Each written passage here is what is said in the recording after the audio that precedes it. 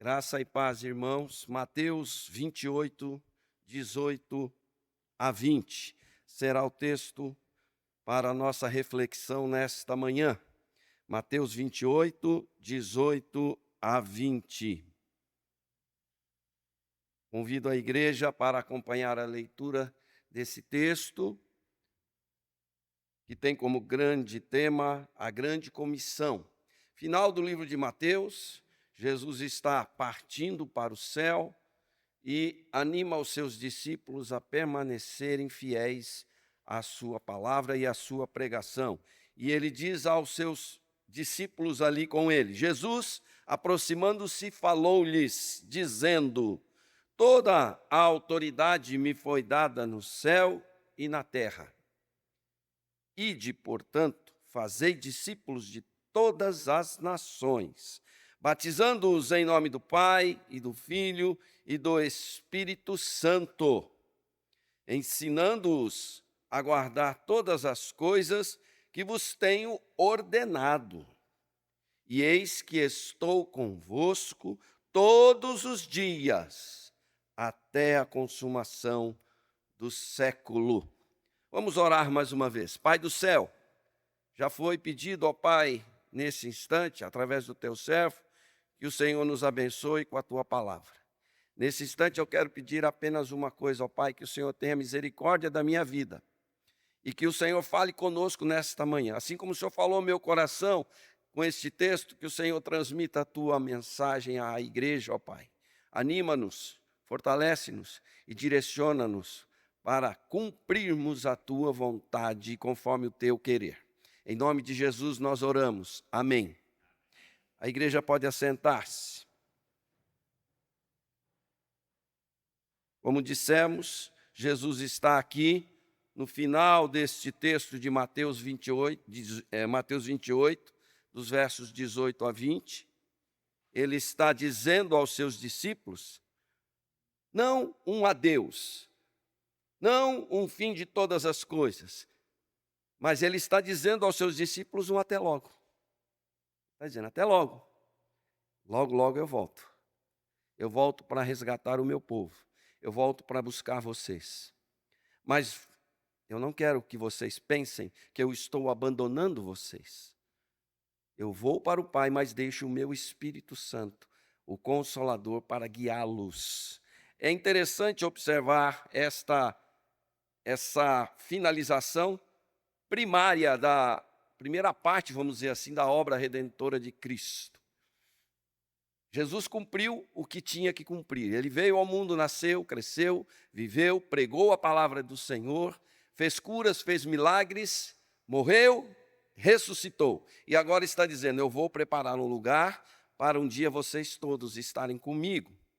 Então não é um adeus, é um até logo, mas uma também despedida do Senhor Jesus, não descompromissada, falando assim, olha, eu fiz a minha parte, acabou a minha responsabilidade com vocês, agora é com vocês.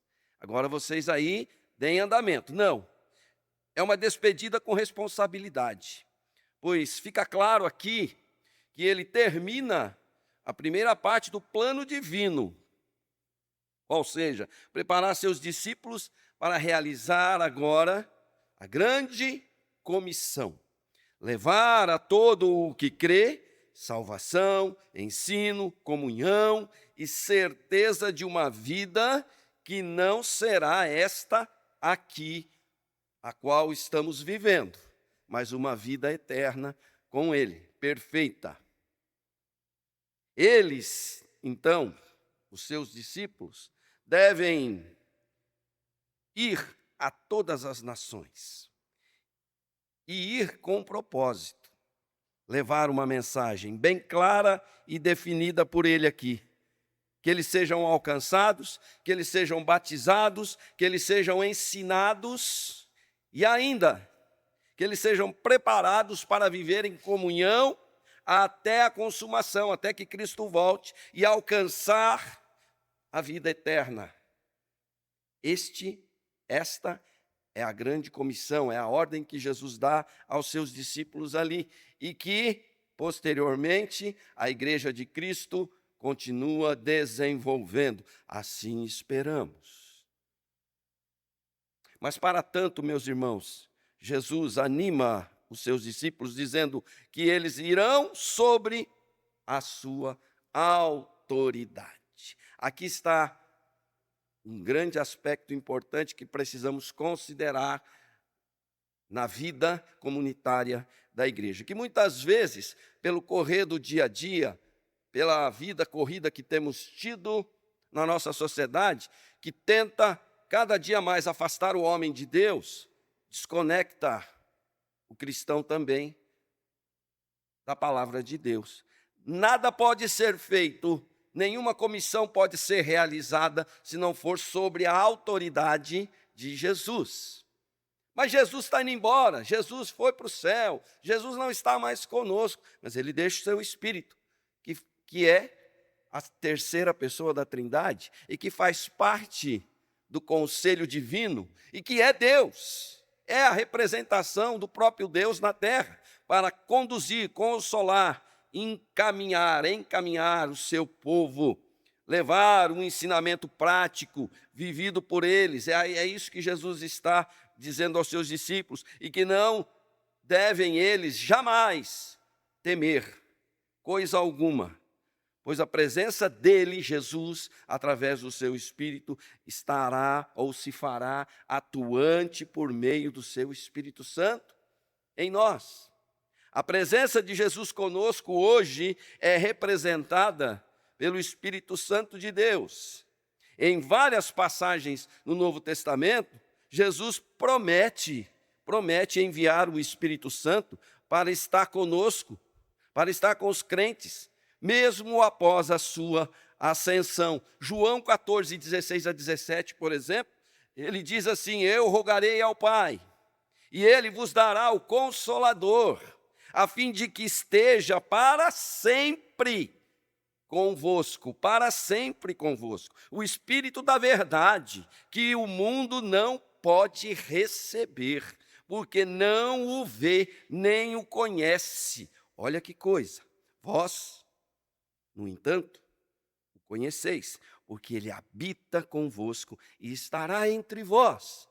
O mesmo livro de João, no capítulo 16, no verso 7, Jesus diz: mas eu vos digo a verdade, convém que eu vá, porque se eu não for, o Consolador não virá para vós outros.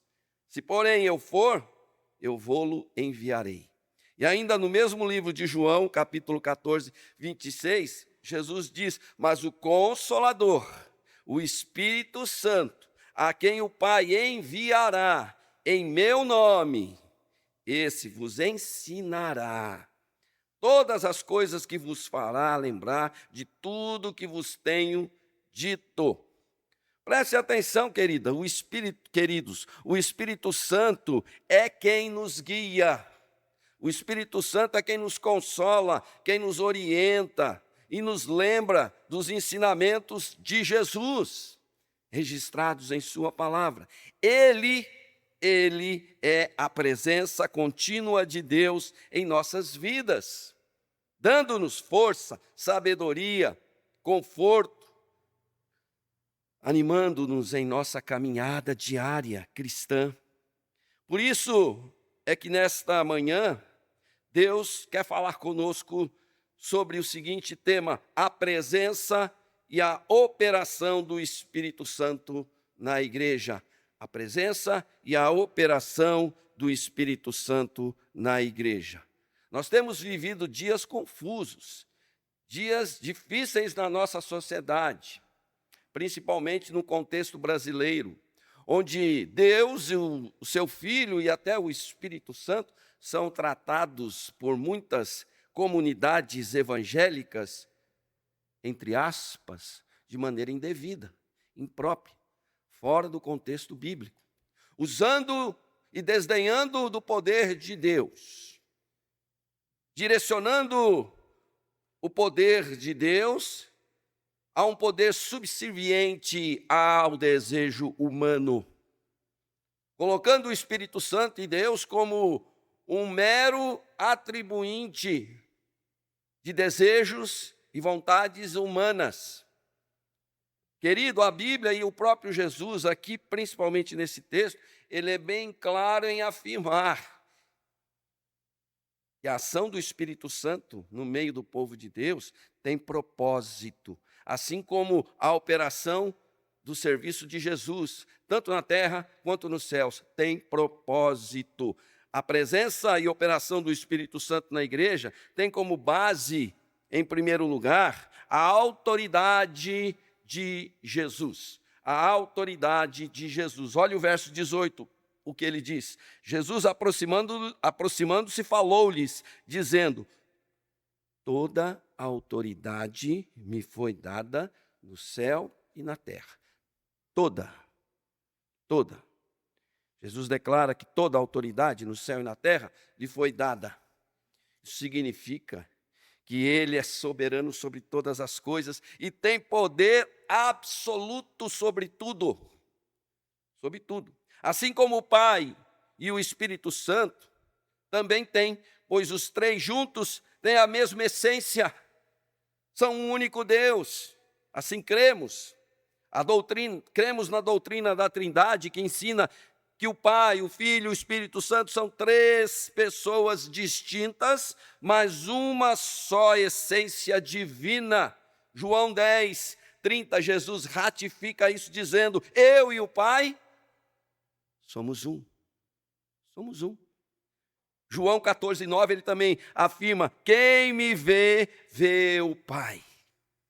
Quem olha para mim, quem me vê, vê o Pai.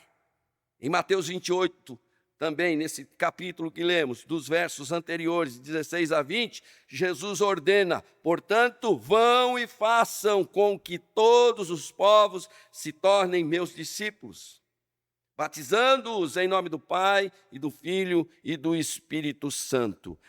Essa autoridade, esse poder, que muitos têm reivindicado hoje erroneamente para usar para benefícios escusos, essa autoridade que Jesus está dando aqui é uma autoridade voltada para ir e pregar a sua palavra. Sob a autoridade dele, nós pregaremos a palavra de Deus e ela, através do seu Espírito Santo, fará efeito no coração do homem. É assim que funciona. Ela é a base do comissionamento dos discípulos. Eles são enviados em seu nome com poder, segundo o texto fala, ou condição de ir e pregar. Poder aqui tem essa ideia de ir na autoridade de Jesus. Jesus está dando a eles autoridade, está dando a eles condição de ir e pregar o evangelho do Senhor. Eles não podem fazer isso por si só. Eu não posso fazer, você não pode fazer, se não for sob a autoridade de Cristo. E a autoridade de Cristo e da Trindade, sobre a sua autoridade, nós podemos ir, de fato, e pregar o evangelho. Portanto, a presença e operação do Espírito Santo na igreja são determinadas pela Trindade e têm propósito definido, qual seja, levar o cristão a conhecer os ensinamentos de Cristo e pregar a mensagem salvadora, inclusive com a sua vida, e não provocar apresentações lúdicas, ilusórias, extraordinárias, espalhafatosas, enganadoras, como muitos têm feito ultimamente, que não são bíblicas e não provêm dos ensinamentos de Cristo. Mas Cristo não pode curar? Pode curar. Cristo não pode fazer um milagre? Deus não pode fazer um milagre, querido. Mas Deus se preocupa muito mais com a sua alma. Não que Ele não se preocupe com o seu corpo. Claro que Ele se preocupa, mas Ele está interessado em ver você na eternidade. Com Ele, reinando. É esse o interesse dele e é essa mensagem que nós cristãos devemos focar no nosso caminho. Nós estamos vivendo uns dias difíceis aí, politicamente falando, né? O Brasil passa por um momento difícil de identidade ideológica e posicionamento político Muitos afirmam o Brasil está sem governo, outros afirmam o governo do Brasil é corrupto, outros afirmam o governo do Brasil está esquerdista demais, está direitista demais, está centrista demais. Preste atenção, querido, não me importa que lado esteja o governo, importa que Deus está sobre todos. Importa que Deus está conduzindo a história da humanidade e Ele não perdeu a mão, Ele não perdeu essa história na sua mão, a história está na mão de Deus. Então, em quem eu devo focar? Em quem eu devo estar focado? Na mensagem salvadora de Cristo. A igreja está no mundo para pregar a mensagem salvadora de Cristo. E eu não posso ficar perdendo tempo com mimimis, com conversinhas políticas que não vão levar a nada, de pessoas que se acham poderosas a ponto de dizer, ninguém passa por cima de mim. Cuidado. A palavra de Deus tem muitos exemplos de pessoas arrogantes que Deus literalmente passou por cima. Ou como se diz aí no popular, passou o carro. Deixou para trás. Nós não somos esse tipo de pessoas e não fomos chamados para isso. Nós somos chamados com um objetivo específico, ir pregar o Evangelho, inclusive com a nossa vida, com as nossas atitudes, com o nosso comportamento. E nós devemos sempre lembrar disso. Quando saímos para pregar, quando vivemos o Evangelho, devemos viver sobre a autoridade de Cristo. Mas, em segundo lugar, a presença e a operação do Espírito Santo na igreja tem como base o mandamento de ir e fazer discípulos. Meu querido, você quer saber se o Espírito Santo está na igreja? Se não é um espírito demoníaco que está habitando entre nós, se não é um espírito de confusão, mas é o Espírito Santo que reina na igreja? Ou se não é um espírito enganador? Olhe para a vida da igreja e veja se ela está pregando o verdadeiro evangelho, inclusive com a sua vida. Olhe para a vida da igreja, que exemplo a igreja tem dado no mundo. E você vai entender se é o Espírito de Deus que está governando ou é um espírito enganador. Em segundo lugar, nós devemos entender que esta presença e operação do Espírito, ela tem como base o mandamento de ir e fazer discípulos. Olha o verso 19. Ide, portanto, fazei discípulos de todas as nações, batizando-os em nome do Pai e do Filho e do Espírito Santo. O verbo ide aqui, querido, preste atenção nisso, porque é muito sério. O verbo ide implica em um chamado ativo e dinâmico para a ação.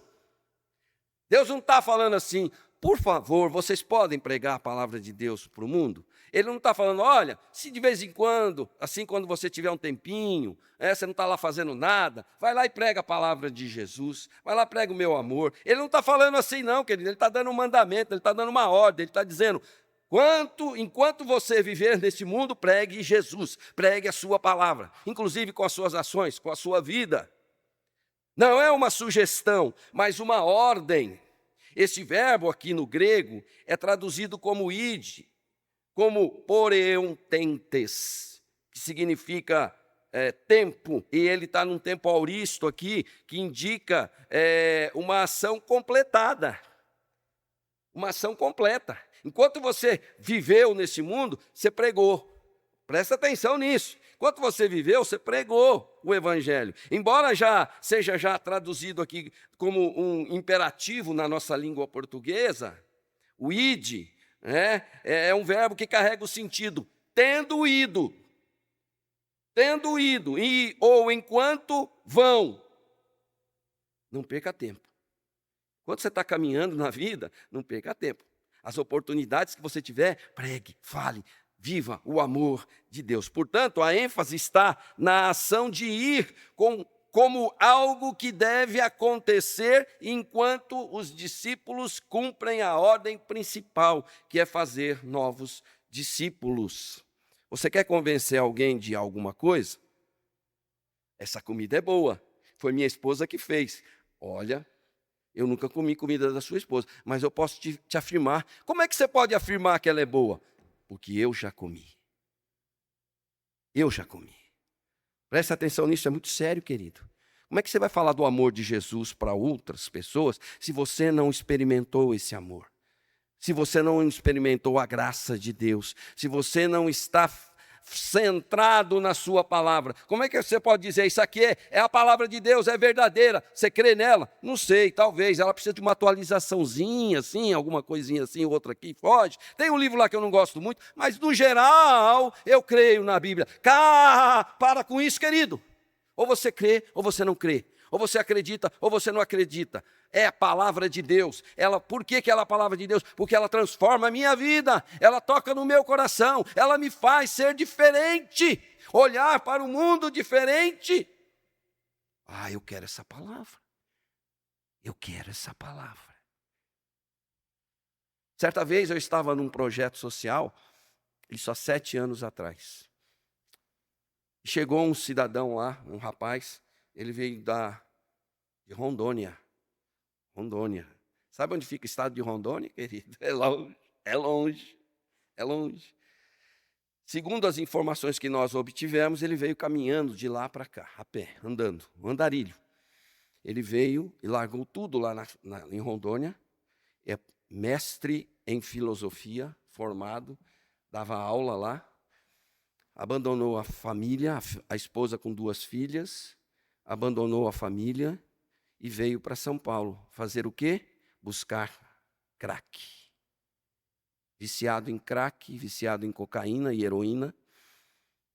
Ele teve o contato com estas drogas. Enquanto jovem, o pai dele era adido na embaixada da Bolívia, e lá aconteciam muitas festas, comumente, festas para os funcionários, e nessas festas rolava de tudo, inclusive droga. E ali ele teve o primeiro contato com drogas e se viciou. Mas ele veio para São Paulo determinado a encontrar crack. Formado, ateu, não crê, ou pelo menos até aquele momento, não cria em Deus. E um belo dia eu tive a oportunidade de sentar, eu tenho gravado o depoimento dele, tive a oportunidade de sentar com ele e fui desafiado a conversar com aquele moço. Durante 2 horas, ele me questionou, por que você crê na palavra de Deus? Cadê esse Deus que vocês tanto pregam? Onde está esse Deus que você diz que pode fazer milagre? Eu estou aqui, destroçado, arrebentado, a minha vida acabou, minha família ficou lá em Rondônia, eu sou um viciado, não tenho cura. E onde está esse Deus que vocês tanto pregam que é poderoso para libertar vidas? O que você faria numa situação dessa, querida? Eu colocaria o meu violão no saco, como diz, né? A viola no saco e sairia correndo. Não, eu tive que encarar aquela situação. Sentei com ele, comecei a abrir a Bíblia, comecei a ler textos. E cada texto que eu li, ele falava, é mentira, isso é fraude, isso não existe.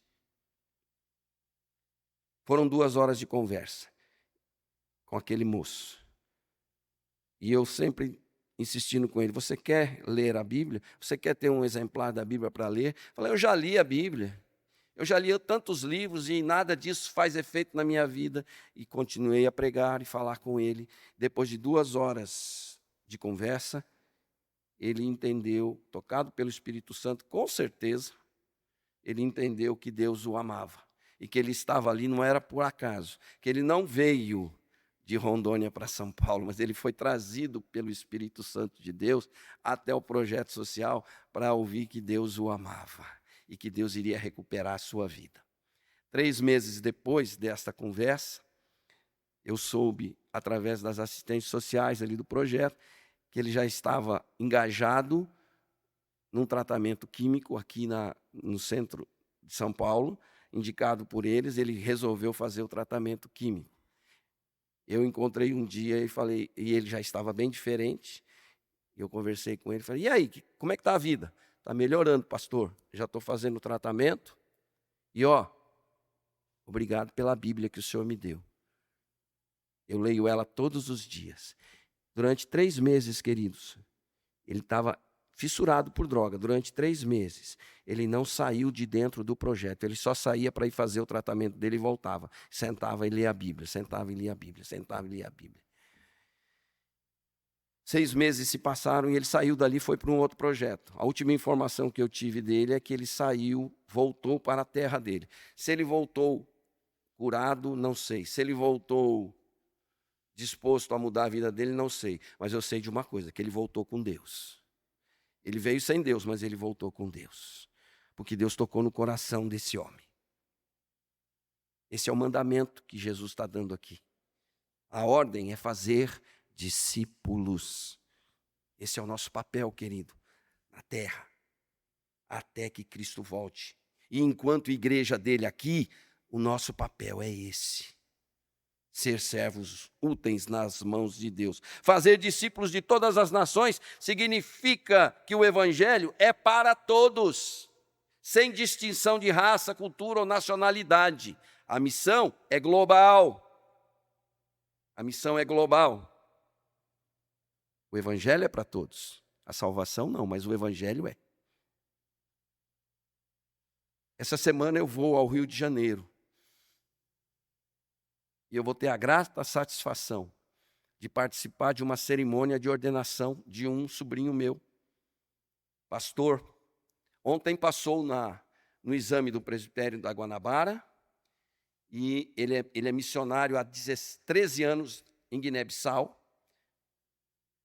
Ele prega o evangelho do Senhor lá, tem um projeto chamado Educando, onde eles atendem mais de 180 crianças carentes, com comida, roupa, material escolar para o ano inteiro. Deus já usou ali para levantar 3 escolas de alvenaria, porque as escolas ali eram todas de barro, de bambu, teto coberto com folha de bambu, as crianças sentavam no chão, nem lápis para escrever tinham. Hoje eles temos lá, ele é missionário da PMT, tem 3 escolas de alvenaria, que o sogro dele, que tem empresa aqui em Aguaí, foi para lá e ajudou a construir. 3 escolas onde eles atendem 180 crianças. Durante esse período, a sua esposa se formou, está se formando, médica, é missionária também, e hoje eles fazem um trabalho missionário lá. E meu cunhado, que é pai dele, é missionário também na Espanha, com plantação de igrejas também, desde 2006. Onde já ali na Espanha conseguiram formar um presbitério com 5 igrejas e 3 pastores espanhóis ordenados. Meu cunhado é pastor em Getafe e ele ali tem uma igreja com 40 membros brasileiros que trabalham na Espanha que não tem igreja. E ali ele é pastor junto com a minha irmã. E meu sobrinho, que é deficiente auditivo, usa aparelho nos 2 ouvidos, não fala nem direito. Mas Deus tem usado essa vida ali e deu o privilégio do meu cunhado ser o tutor dele, enquanto na sua formação, e participou da comissão de ordenação do presbitério. Vai participar da comissão de ordenação. Deus está dando a oportunidade a ele agora de, como pastor, fazer a obra do Senhor lá em Guiné-Bissau. Querido, o mundo inteiro precisa ouvir da palavra de Deus. Nem todos vão aceitar, mas o mundo inteiro precisa. E precisa entender que a missão é global. Batizar em nome do Pai, do Filho e do Espírito Santo, marca da iniciação do cristão e da sua identidade agora como participante do corpo de Cristo. E deve ser realizado nos discípulos formados em todas as nações, nos que creem nas boas novas de salvação. Meu irmão, quer saber se o Espírito Santo está com você? Veja se você está fazendo discípulos. Discípulos que seguem a Cristo. Olhe para a sua vida, no seu caminhar. Você pode olhar para trás e falar, olha, quantos discípulos Deus me deu a oportunidade de formar, de ajudar a formar.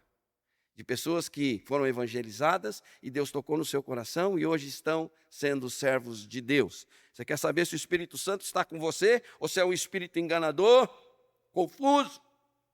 Veja se você está fazendo discípulos. Mas em terceiro e último lugar, a presença e operação do Espírito Santo na igreja tem como base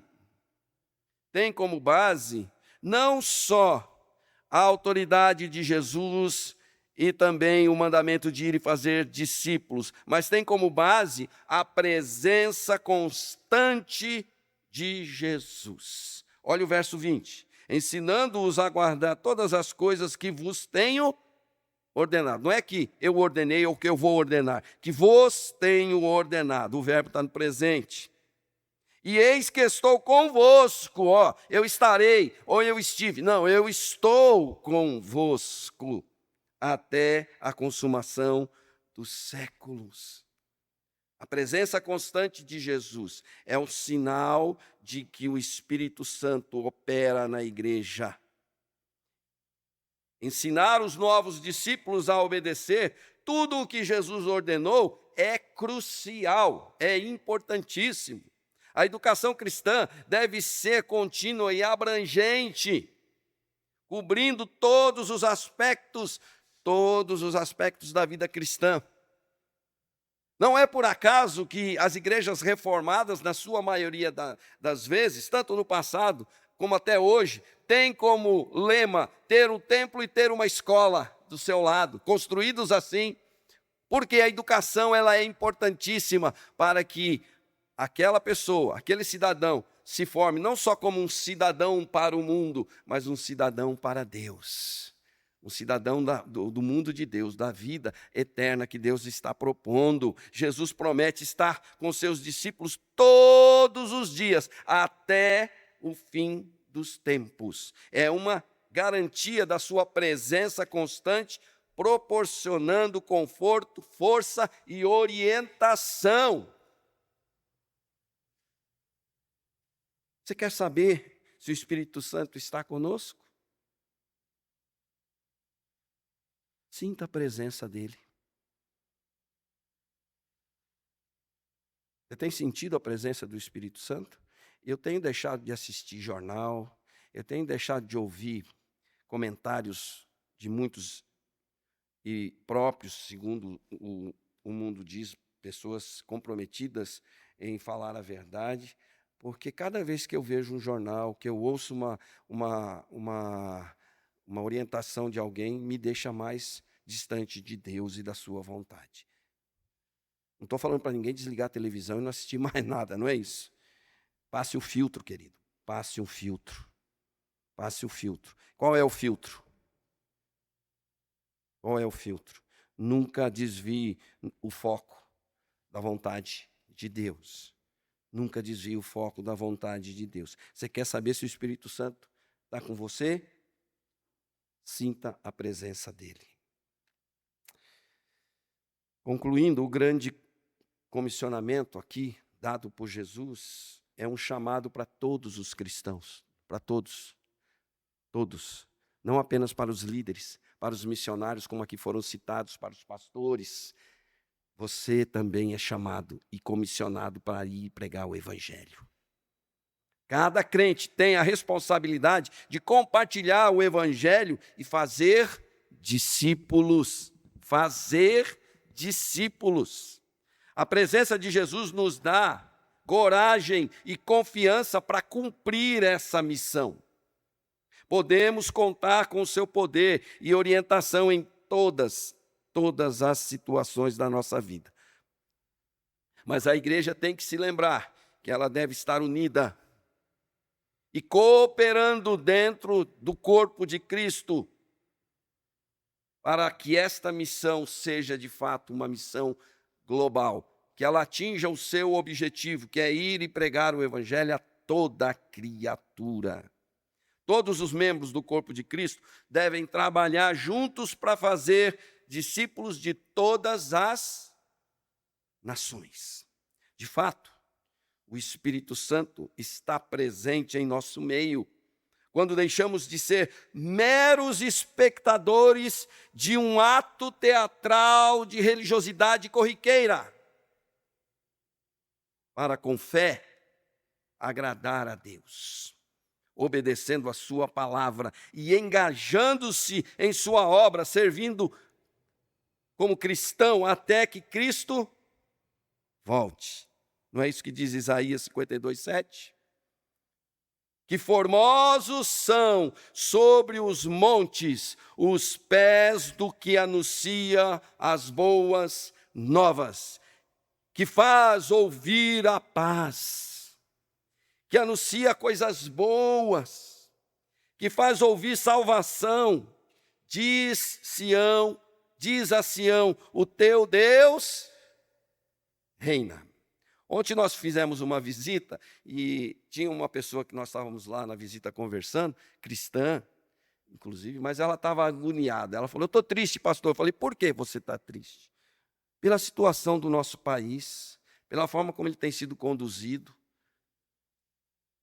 E foi citando nomes, né, de fulano, de ciclano e tal. Eu olhei assim para ela no final e disse, irmã, a senhora é cristã, né? Sou. Qual a sua igreja mesmo? A igreja presbiteriana tal, eu não vou falar o nome. Falei, que bom, irmã. Deus reina, viu, irmã? Deus está no controle. Os homens, a palavra de Deus diz, podem fazer planos, mas a resposta certa dos lábios vem do Senhor.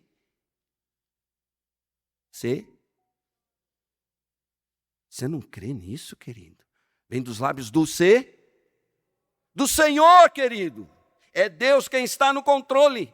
Pode o homem fazer o que ele quiser. No final, quem dá a última palavra é Deus. Quem dá a última palavra é Deus. Quem tira e coloca é Deus. Quem direciona é Deus. Quem conduz é Deus. Então, por que eu vou ficar me agoniando com essas coisas? Eu vou, sim, pregar a palavra. Eu vou, sim, ser servo de Deus. Eu vou, sim, fazer a sua vontade. Porque nós não somos cidadãos deste mundo. O nosso reino é perfeito. A Bíblia ensina isso. O nosso reino é puro, é santo. E nós vamos para lá um dia. Nós vamos para lá um dia. Eu creio que nós vamos para lá um dia. Amém? Que Deus os abençoe no nome do Senhor Jesus. E que você sinta a presença do Espírito Santo a te guiar, a te conduzir. Amém.